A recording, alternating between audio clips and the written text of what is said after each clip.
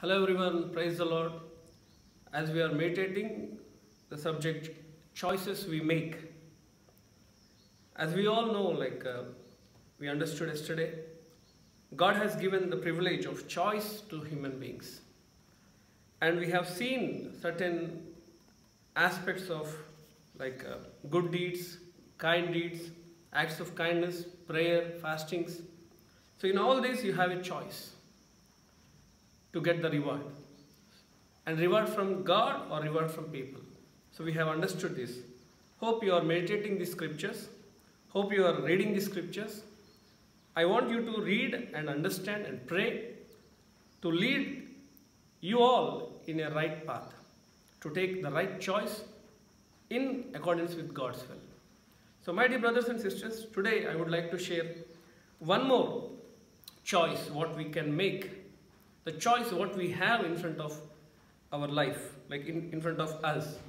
If you see, same like Matthew chapter 7, verse 13 and 14.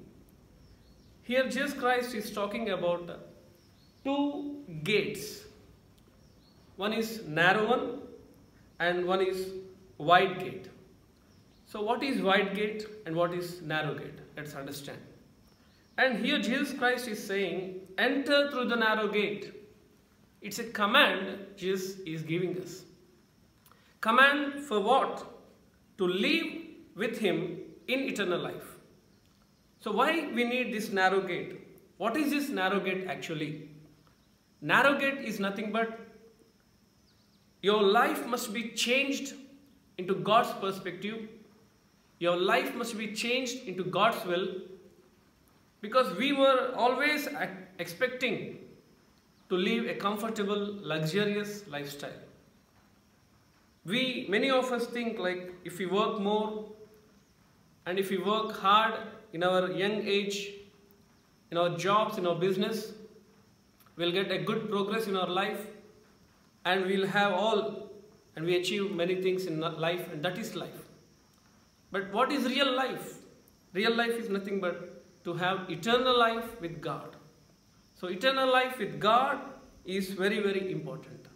So this narrow gate is not easy. It's like it says, this gate is small and narrow and difficult to travel. It's difficult to travel because you have to sacrifice certain things. You have to repent of your life. You have to think what is right and what is wrong in God's view. So my dear brothers and sisters, going in a wide gate is easy, but it will lead to destruction.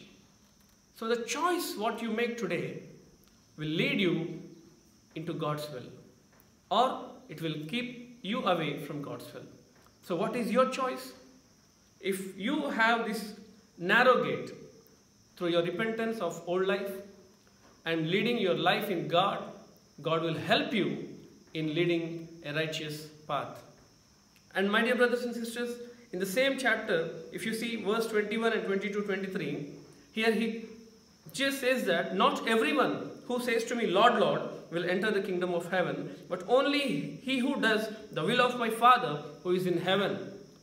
And at that time, many will say to me on that day, who is this many? This many is nothing but the one who have chosen the wide gate.